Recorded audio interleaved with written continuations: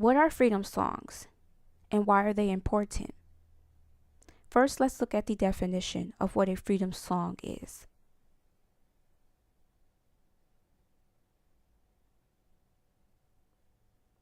Freedom songs are important in expressing opposed views to current political policies and the government. These songs come in many forms and usually are followed with military force or governmental constraints as a consequence.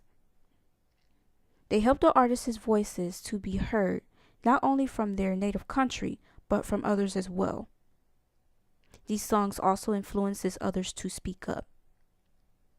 To get a better understanding of how important freedom songs are, let's look at a few key figures in this movement. Victor Jara was born on September 28, 1932, in Chilean Viejo, Chile. During the early parts of his life, he was a theater director who devoted himself to the development of Chilean theater. He directed many works from locally produced Chilean plays to the classics of the world stage and to the experimental work of Angelejoque. Victor began transitioning into folklore music in the 1950s when he began singing with the group Cucuman. It was in the 1960s when Jara transitioned even more into music, when he had an opportunity to sing at Santiago's La Peñas de los Pará, owned by Angel Parra, another songwriter, singer, and political activist. Along with this group, Jara played a pivotal role among neo-folkloric artists who established the Nueva Canción Chilena movement, which led to the revolution in the popular music of Chile under the Salvador Allende government. In the year 1966, he published his first recording, and by 1970, left his theater work in favor of his music career. His songs were focused on a combination of traditional folk music and left-wing political activism. As for the political aspect, Jara supported the Unidad Popular coalition candidate Salvador Allende for the presidency of Chile by taking part in the campaigning, volunteer political work, and playing free concerts.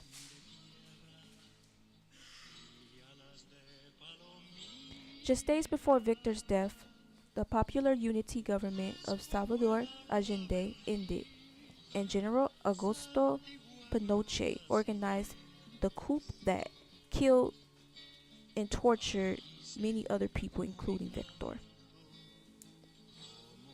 Jara was an early victim of the coup because he ranged himself alongside Chile's working and peasant populations, filling them with indiscriminatory stuff about the history and poesy of Chilean lore. Sadly, at age 40, he was murdered on September 15, 1973. His wife Joan Jara was the first person to formally identify his body. Senora Jara stated, quote, "I can tell you the state of Victor's body because he'd obviously be tortured. I mean, his body was full of bullet wounds, and he had sort of a tremendous hole in his right hip. His body was distorted. His hands were hanging from his wrists. And I have this vision of Victor's hands that somehow they didn't belong to his body. At the same time, he'd been beaten over the head, and his head was bloody and full of bruises. But I don't know if there's any value to say that among all the bodies I saw, all of whom had died violent deaths, Victor's had, even in death, an expression of rage, of defiance." End quote. Another witness that witnessed Victor's death stated they took Victor to a table and ordered him to put his hands on it. In the hands of the officer rose, swiftly with an axe. With a single stroke, he severed his fingers on Victor's left hand, and another stroke, the fingers on the right. Jara received more blows and raised himself and walked to where the arena bleachers met. There was a deep silence, and then his voice was heard crying, "All right, comrades, Let's do the senior comrade dance a favor. He steadied himself for a moment and then lifted his bleeding hands, began singing with an unsteady voice the anthem of Unidad Popular, and everybody sang with him. A volley was fired and Jara fell dead. This torture would not be overseen. In recent years, 2003, a judge did seek after the arrest and also the justice for Jara's death, with the prisoners involved with his death. His legacy does live on now, as many people do follow in his footsteps, such as Sandra Luna and many other Latin American artists. Silvio Rodriguez is one of Cuba's most famous folk singers. He is known for his eloquent lyricism and guitar playing, as well as his leftist political beliefs. He was born in 1946 in the Havana province of Cuba to a family of poor farmers. Rodriguez became active in politics at a young age. He was 13 when the communist revolution led by Fidel Castro triumphed in 1959, and he took part in the literacy campaign of 1961. He also served in the army from 1964 to 1967.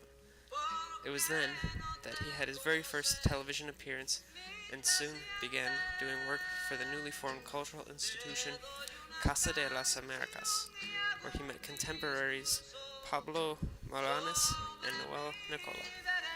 In 1969, he worked as part of a fishing crew, and during this period wrote a number of songs which would come to be widely known, such as Ojalá and Playa Caro. His debut album, Dias y Flores, was released in 1975, and since then he has released over 20 albums. Silvio Rodriguez continues to inspire generations of fans with his beautiful music and romantic lyrics.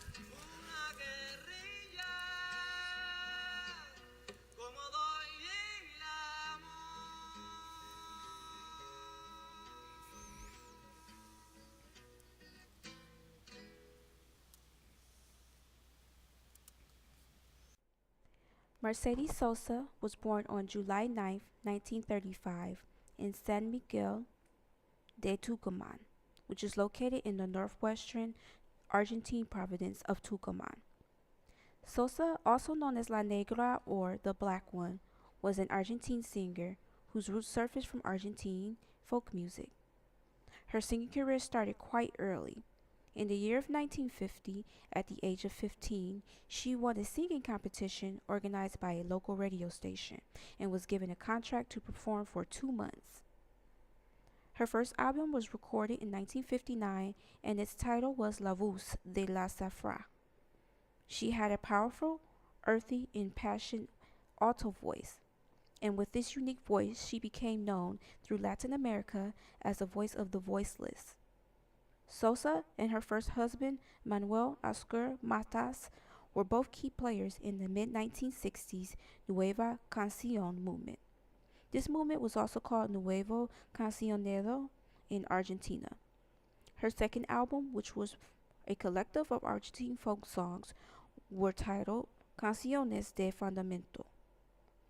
Sosa experienced the oppressive atmosphere as she was searched and rested on stage at a concert in La Plata in 1979, along with all those attending the concert.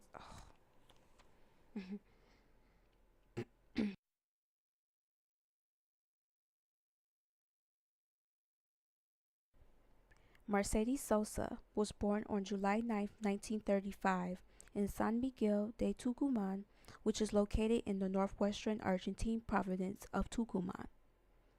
Sosa, also known as La Negra or the Black One, was an Argentine singer whose roots surfaced from Argentine folk music. Her singing career started quite early. In the year 1950, at age 15, she won a singing competition organized by the local radio station and was given a contract to perform for 2 months. Her first album was recorded in 1959 and its title was La Voz de la Zafra. She had a powerful, earthy and impassioned alto voice, and with this unique voice, she became to be known throughout Latin America as a voice of the voiceless. Sosa and her first husband, Manuel Oscar Matas, were both key players in the mid-60s Nueva Canción movement. This movement was also referred to as Nuevo Cancionero in Argentina. Her second album, which was a collective of Argentine folk songs, was titled Canciones de Fundamento. Sosa experienced the oppressive atmosphere as she was searched for and arrested on stage at a concert in La Plata in 1979, along with all those attending the concert. Later banned from her own country, she moved to Paris and then to Madrid. Sosa later returned to Argentina in 1982, several months before the military regime collapsed as a result of the Falklands War. She gave a series of concerts at the Opera Theater in Buenos Aires, where she invited many of her younger colleagues to share the stage. Sosa was awarded the Latin Grammy Award for Best Folk Music in 2012.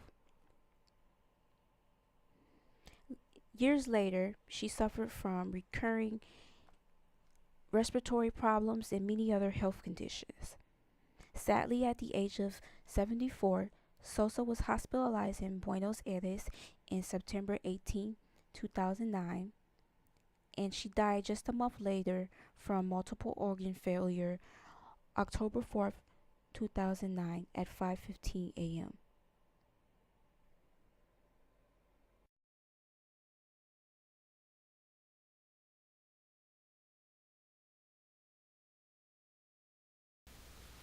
Hector Roberto Chavero Aramburu was born in 1908 in Pergamino, Argentina.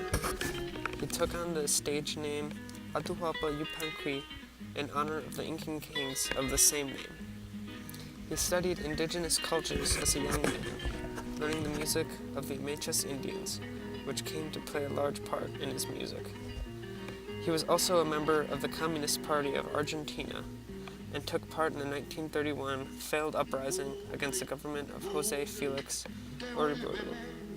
Because of his association with the party, he had to seek refuge outside of the country numerous times in Uruguay and Paris, and also suffered censorship and was incarcerated several times during the presidency of Juan Perón. In 1935, he had his first radio appearance in Buenos Aires, and also met his longtime musical collaborator and future wife, Antonieta Fitzpatrick, during this time. In 1950, he also recorded his first LP in Paris while seeking political refuge. He returned to Argentina in 1952 and broke his connections with the Communist Party, making his musical career much more successful. In the 1960s, he became involved with artists such as Mercedes Sosa of the Nueva Canción movement. Also during the 60s, he toured extensively across Latin America, Africa, Asia, and Europe, and eventually settled in Paris in 1967. He frequently returned to Argentina throughout the 1970s, but did not visit the country at all during the dictatorship of George Videla, which lasted from 1967 to 1981. Yupanqui died at the age of 84 in Nimes, France, in 1992. During his lifetime, he created over 12,000 recordings and also released several books on ethnological and musical studies. He is, to this day, considered to be one of Argentina's greatest folk singers.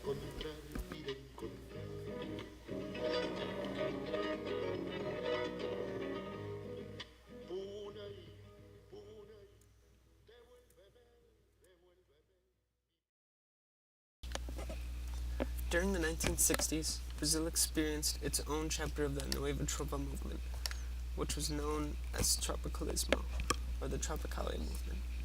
Two very important figures from this movement were musical collaborators Gilberto Gil and Caetano Veloso.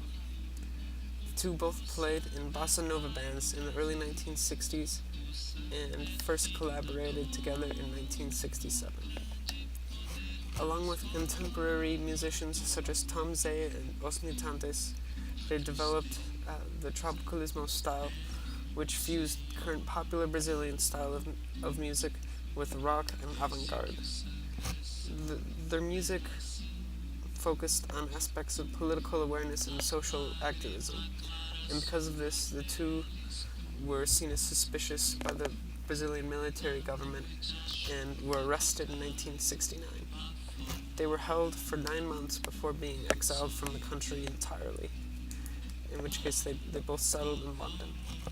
When the two were allowed to return to the country in 1972, they immediately took the chance and returned back to Brazil. Since then, they have both continued their musical careers up until the present day, focusing on social, economic, and environmental issues throughout Latin America. Caetano Veloso has taken part in a number of humanitarian efforts in recent years and has contributed heavily to the AIDS benefit program, the Red Hot organization. Gilberto Gil has also helped out in similar benefits and has also been involved in Brazilian politics since 1987.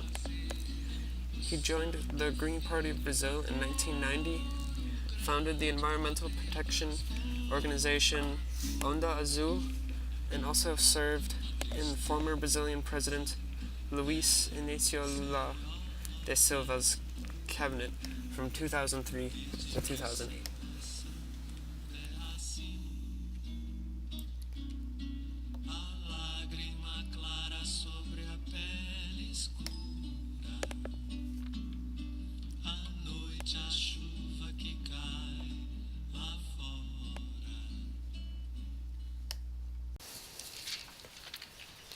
A number of musicians from this era continue to influence musical culture in not only Latin America, but worldwide. In addition to that, many aspects of the Nueva Canción still hold true today, songs about political corruption and the struggle of the lower class. A number of modern artists have drawn influence from these movements and have adapted their ideals to modern settings. One example of this would be bands that play cumbia vieira, which is an alternate form of cumbia music. This style of music originated in Villas Miserias, or shantytowns, around Buenos Aires, and has grown increasingly popular in urban areas of Latin America since the 1990s. The style of music is basically a twist on regular cumbia music, played with more modern instruments, and stories about poverty, drug abuse, and crime, replacing the usual sentimental lyrics about love that are more typical of cumbia music. Some popular musical groups of the genre would be Damas Gratis and Piola Fajo.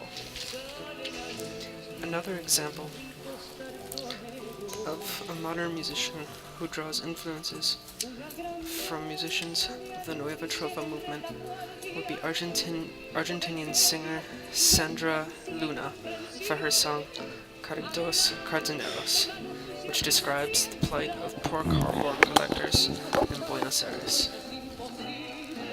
Although the freedom songs of the Nueva Canción movement have impacted millions of people over the generations, its popularity is lessening. There has not been such a musical movement since that has made such an impact. After Victor Jara's death, scraps of paper bearing the lyrics of his final songs were smuggled out of the prison he was kept in. One of them broke off with the words, "Silence and screams are the end of my song." In Latin America, that message has resonated through the work of years of the Nueva Canción.